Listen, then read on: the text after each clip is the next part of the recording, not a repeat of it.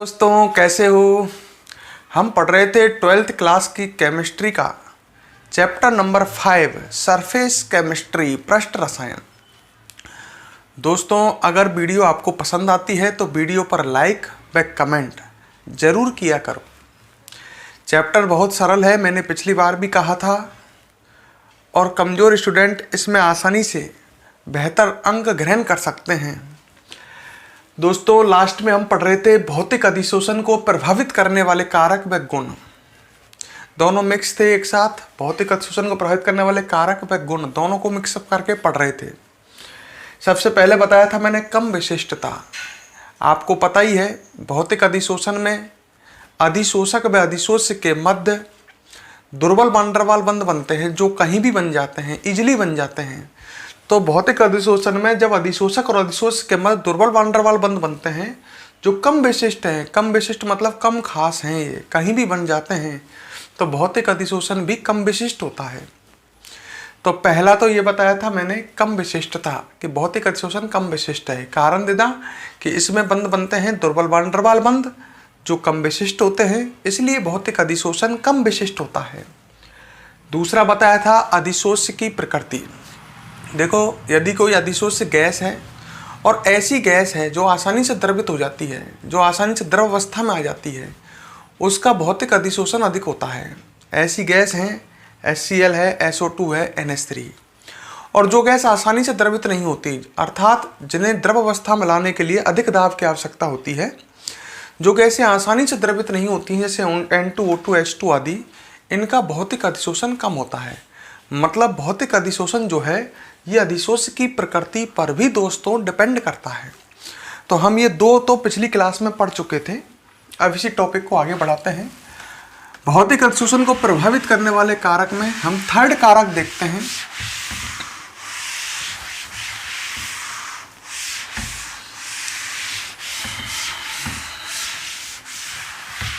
भौतिक अधिशोषण को प्रभावित करने वाला थर्ड कारक है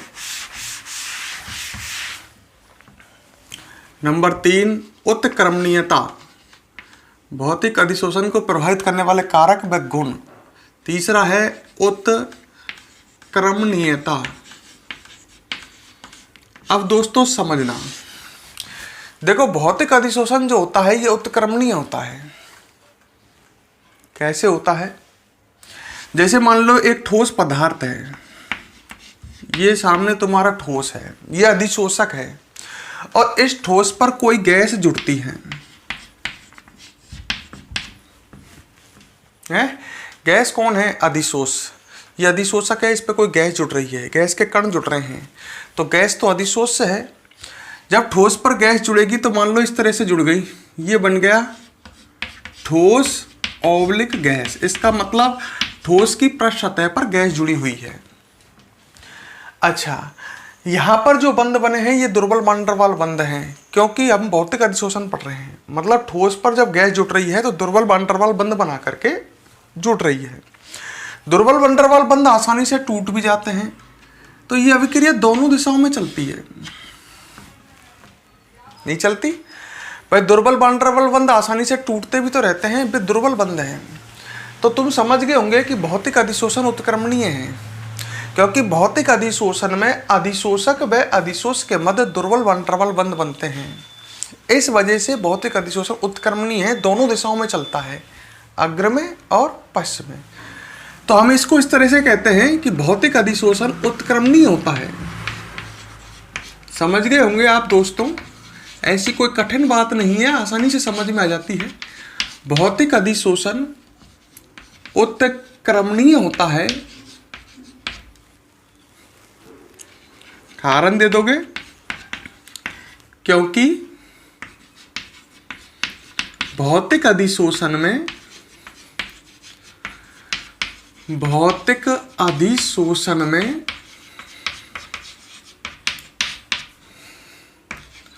अधिशोषक व अधिशोष्य के मध्य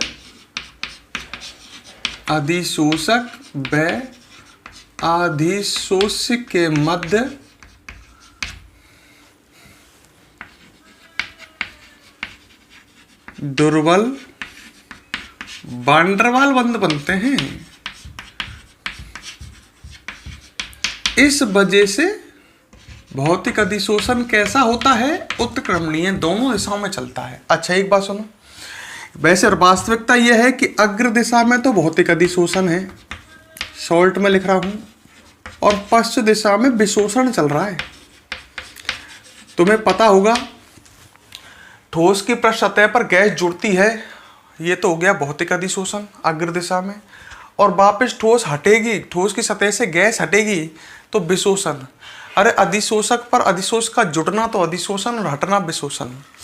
मतलब मैं सिंपल भाषा में ऐसे कह सकता हूं कि अधिशोषक और अधिशोषक के मध्य दुर्बल वान der वाल्स बंध बनने से भौतिक अधिशोषण तो चलता है, साथ में ये दुर्बल वान der वाल्स बंध आसानी से टूट भी जाते हैं तो विशोषण भी चढ़ता है। मतलब भौतिक अधिशोषण के साथ विशोषण भी चलता रहता है, इसलिए ये उत्क्रमणीय कह रहे हैं अपन इसको। क्लियर यहाँ तक? अब बात को आगे समझो।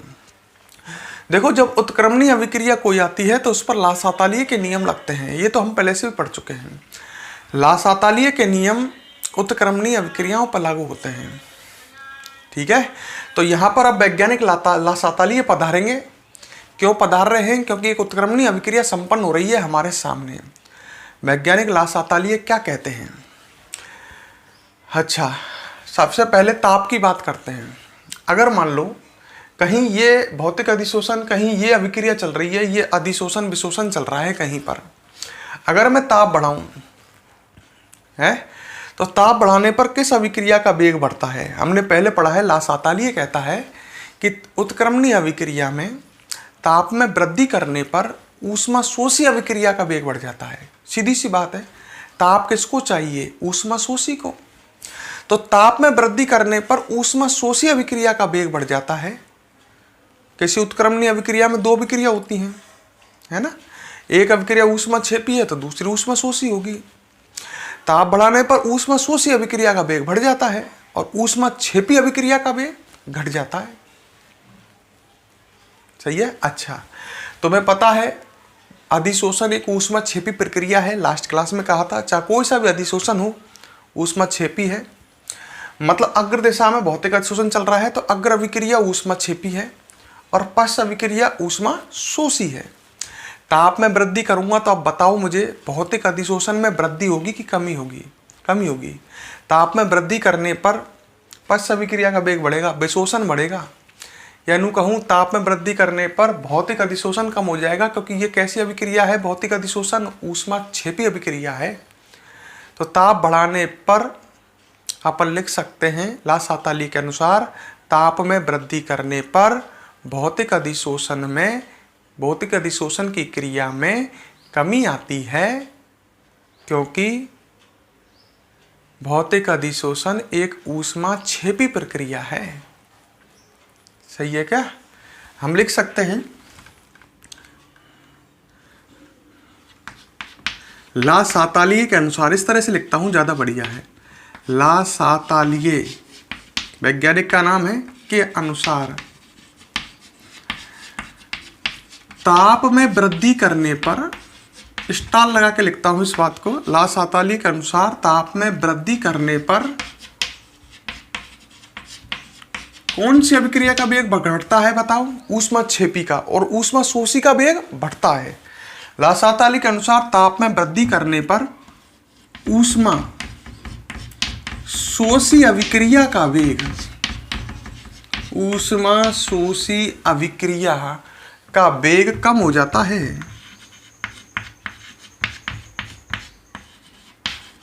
क्लियर? गलत तो नहीं लिखा? आता है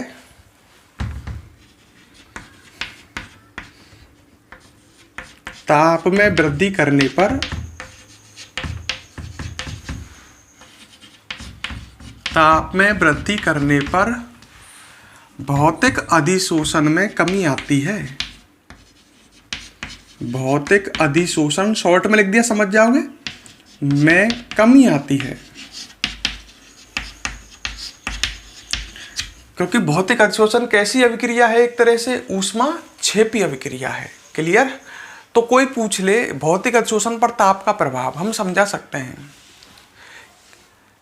ताप में वृद्धि करने पर भौतिक अधिशोषण में कमी आती है। अच्छा, एक ग्राफ बना सकते हैं यहां पर हम। ढंग से देखो, ग्राफ किस किस के मध्य बना रहे हैं।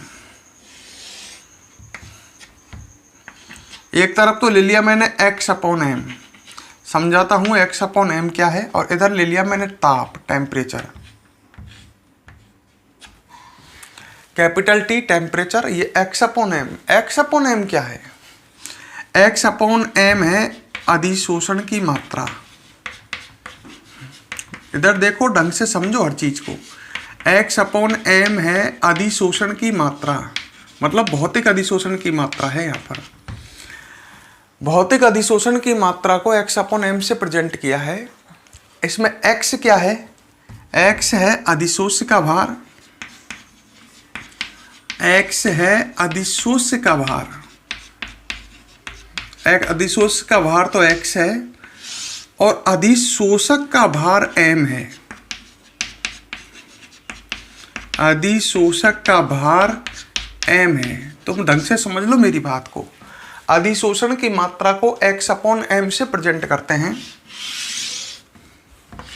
जिसमें x है अधिशोष्य का भार और m है अधिशोषक का भार। सोचो पहले, देखो अधिशोषक का भार तो कांस्टेंट होता है। जैसे ये मान लो अधिशोषक है, इसका भार तो बढ़ेगा ना घटेगा, पर इसकी पृष्ठ सतह पर अगर गैस जुड़ती है, कोई अधिशोष्य जुड़ता है, तो अधिशोष्य का भार तो इस पर झपटता चला जाएगा।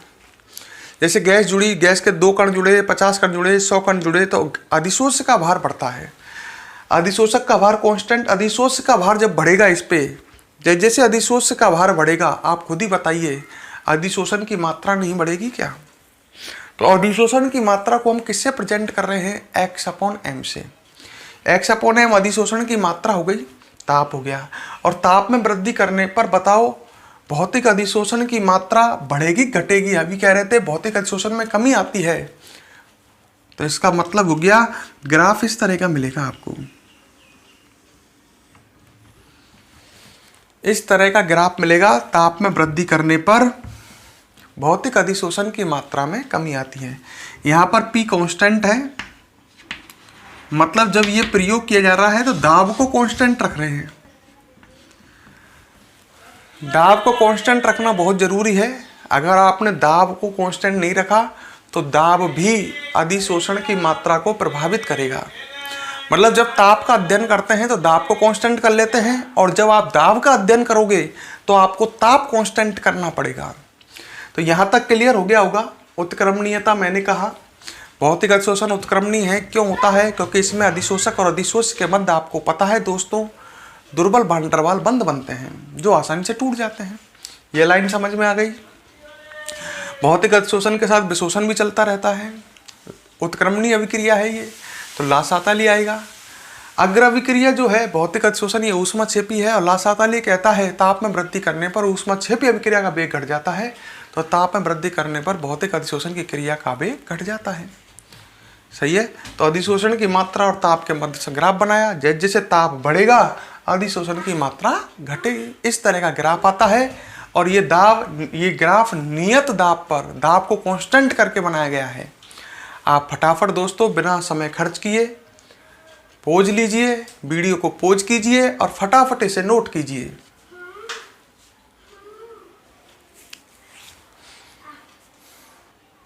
हाँ दोस्तों, आपने नोट कर लिया। तो ये तो हमने भौतिक अधिशोषण पर ताप का प्रभाव देखा कि ताप में वृद्धि करने पर भौतिक अधिशोषण में कमी आती है, भौतिक अधिशोषण की मात्रा में कमी आती है। अच्छा, अब हम बात करते हैं दोस्तों दाब की बात करते हैं। अगर मैं मान लो लासातालीय कहता है ये उत्क्रमणीय अभिक्रिया है, और लासातालीय के अनुसार बात करें तो दाब में वृद्धि जब आप करते हो, लासातालीय क्या कहता है कि दाब में वृद्धि करने पर उस दिशा में वेग बढ़ जाता है जिधर आयतन कम होता है। इसको मिटा देता हूं पूरे को, और अब वापस देखिए अब हम किस में परिवर्तन कर रहे हैं? दाब में। तो दाब में जब दाब का प्रभाव पड़ रहे हैं, और लासातालीय कहता है कि दाब में वृद्धि करने पर उस दिशा में वेग बढ़ जाता है जिस दिशा में वॉल्यूम कम होता है, आयतन कम होता है। तो देखो आयतन तो इधर ही कम है, क्योंकि यहाँ पर ठोस की सतह पर गैस बैठी हुई है, जुड़ी हुई है, और इधर ठोस और गैस अलग अलग है। तो इधर आयतन वॉल्यूम ज़्यादा है, इधर आयतन कम है। तो दाब बढ़ाने पर अग्र दिशा का वेग बढ़ेगा, उस दिशा में वेग बढ़ जाता है जिधर आयतन कम होता है। इधर आयतन कम है तो अग्र दिशा का वेग बढ़ जाता है। तो हम लिख सकते हैं लासातली के अनुसार दाब में वृद्धि करने पर उस दिशा में वेग बढ़ जाता है, उस दिशा में वेग बढ़ जाता है जिस दिशा में आयतन कम होता है। जिस दिशा में आयतन कम होता है, ये लासातली के नियम आपको 11th में पढ़ाए गए थे। आयतन कम होता है साम्य वाले चैप्टर में।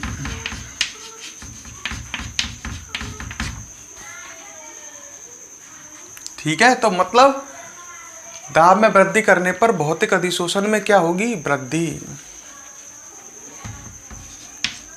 अतः दाब में वृद्धि करने पर, जब तुम समझ रहे हो अग्र दिशा में वेग बढ़ेगा तो भौतिक अधिशोषण में वृद्धि होगी। अतः दाब में वृद्धि करने पर भौतिक अधिशोषण में वृद्धि होती है।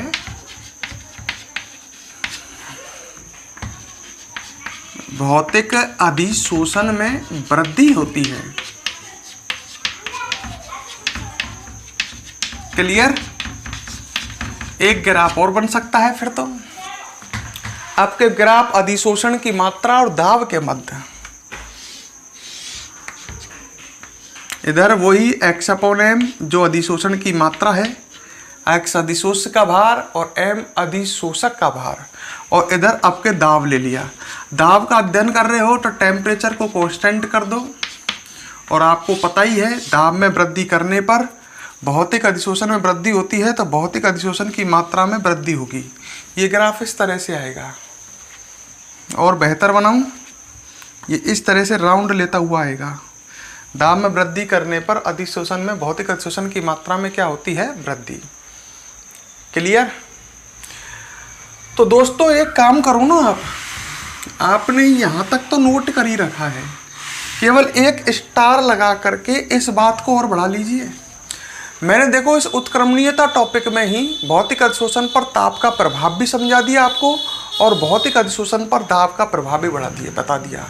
ताप में वृद्धि करने पर भौतिक अधिशोषण में कमी आती है, और दाब में वृद्धि करने पर भौतिक अधिशोषण में वृद्धि होती है। तो आप स्टार लगा करके इस पूरे को यहाँ से यहाँ तक नोट करो फटाफट, वीडियो को पॉज करके।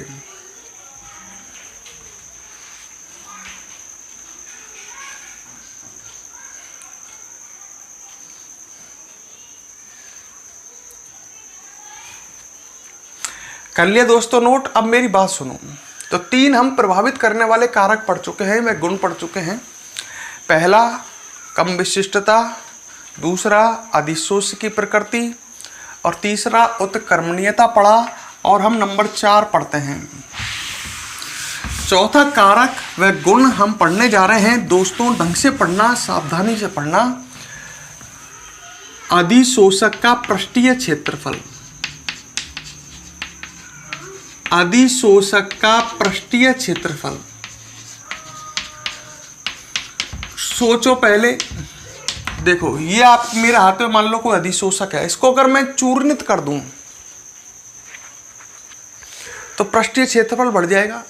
पृष्ठीय क्षेत्रफल समझ गए? पृष्ठ सतह का क्षेत्रफल।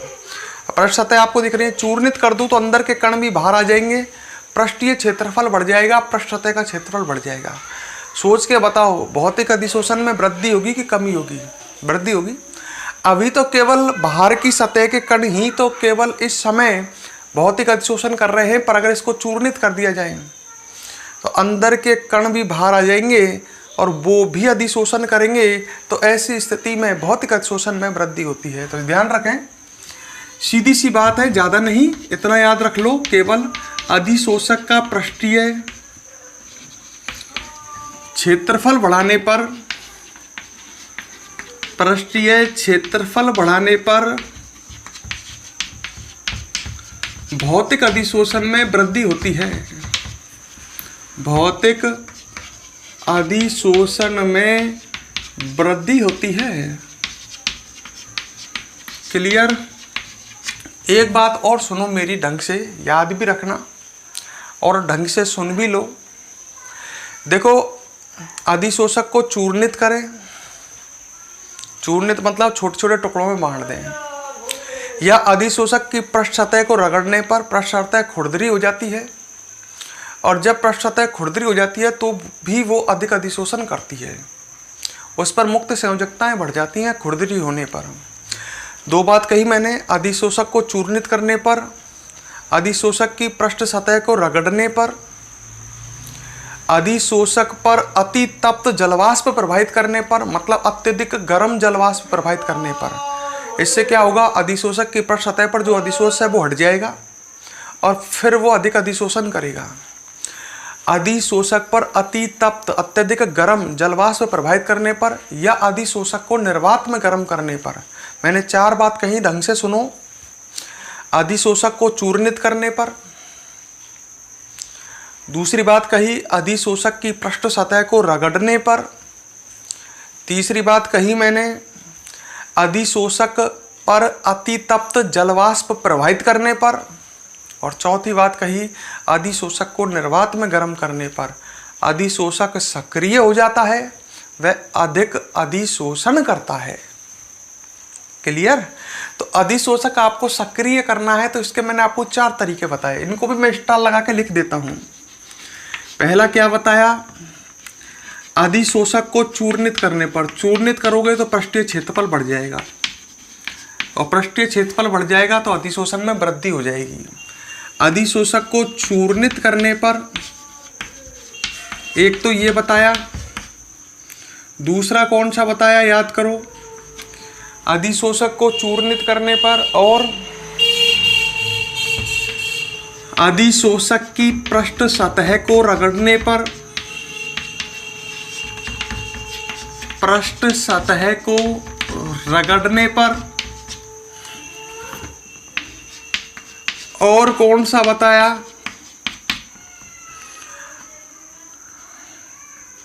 अधिशोषक पर क्या, अति तप्त जलवाष्प प्रभावित करने पर। अति तप्त का मतलब अत्यधिक गर्म जलवाष्प प्रभावित करने पर,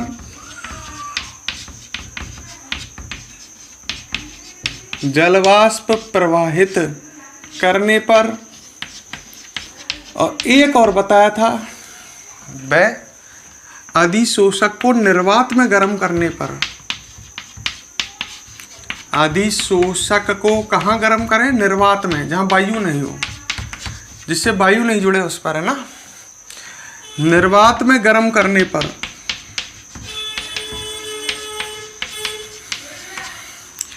अधिशोषक सक्रिय हो जाता है, अधिशोषक सक्रिय हो जाता है। इतना लिख लो, समझ जाओगे। जब अधिशोषक सक्रिय हो जाएगा तो अधिशोषण अधिक करेगा। क्लियर? अच्छा, हमने 4 पॉइंट पढ़ चुके हैं, 4 प्रभावित करने वाले कारक व गुण पढ़ चुके हैं, और लास्ट 5वां पढ़ते हैं, अधिशोषण एंथैल्पी। बात को ढंग से समझना, अधिशोषण एंथैल्पी क्या होती है।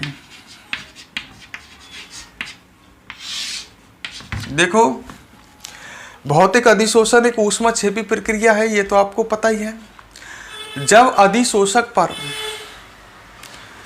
पहले तो ये अधिशोषण एंथैल्पी क्या होती है। अधिशोषक है, उसकी पृष्ठ सतह पर 1 मोल अधिशोष के जुड़ने पर, अधिशोषक की पृष्ठ सतह पर कितना अधिशोष जुड़े, 1 मोल अधिशोष के जुड़ने पर मुक्त होने वाली ऊर्जा कहलाती है अधिशोषण एंथैल्पी। दोबारा सुन लो, अधिशोषक की पृष्ठ सतह पर 1 मोल अधिशोष के जुड़ने पर मुक्त होने वाली ऊर्जा कहलाती है अधिशोषण एंथैल्पी। यही बात हम लिख देते हैं, दोबारा से बोल करके लिखो। अधिशोषक की पृष्ठ सतह पर, अधिशोषक की पृष्ठ सतह पर कितना अधिशोष, 1 मोल, 1 मोल अधिशोष के जुड़ने पर 1 मोल अधिशोष्य के जुड़ने पर मुक्त होने वाली ऊर्जा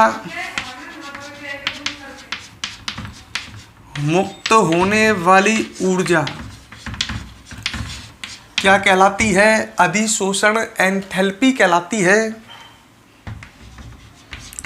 अधिशोषण एंथैल्पी कहलाती है। क्लियर? अरे क्लियर, अधिशोषण एंथैल्पी कहलाती है। अच्छा देखो, भौतिक अधिशोषण के लिए जो अधिशोषण एंथैल्पी आती है, मतलब जब भौतिक अधिशोषण होता है तो अधिशोषण एंथैल्पी का मान आता है 20 से 40 किलो जूल प्रति मोल। मतलब जैसे कोई अधिशोषक है, इस पर कोई अधिशोष जुड़ रहा है 1 मोल, दुर्बल वैन डर वाल्स बंधों द्वारा जुड़ रहा है, तो भौतिक अधिशोषण हो रहा है, तो जो अधिशोषण एंथैल्पी है उसका मान आएगा 20 से 40 किलो जूल प्रति मोल। याद रखें, भौतिक अधिशोषण के लिए पेपर में एक लाइन का क्वेश्चन आ जाए कहीं, भौतिक अधिशोषण के लिए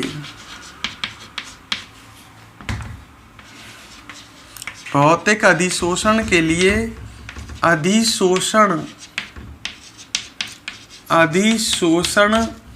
एंथैल्पी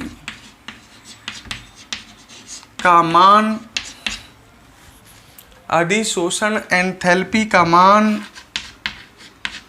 20 से 40 किलो जूल प्रति मोल होता है। तो यहाँ ये अपन ने पढ़ लिया कंप्लीट टॉपिक, भौतिक अधिशोषण को प्रभावित करने वाले कारक व गुण। पोज करो, फटाफट नोट करो।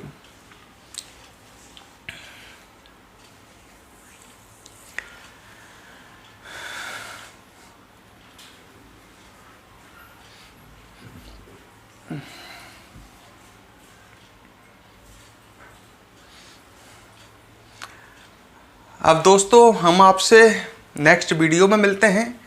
ये तो अपने भौतिक अधिशोषण को प्रभावित करने वाले कारक व गुण पढ़े। नेक्स्ट वीडियो में आप पढ़ोगे रासायनिक अधिशोषण को प्रभावित करने वाले कारक व गुण। दोस्तों, वीडियो को आपसे फिर रिक्वेस्ट है, कंप्लीट देखा करो जिससे चैप्टर समझ में आए। चैप्टर बहुत ईजी है, साथ साथ नोट्स बनाइए। मैं आपसे कह रहा हूँ, मैं आपको वीडियो को पोज करने के लिए कहता हूँ, सब कुछ ब्लॉक बोर्ड पर लिख देता हूँ, फिर कहता हूँ कि वीडियो को पोज करो, आप ऐसे कैसे नोट कर लिया करो।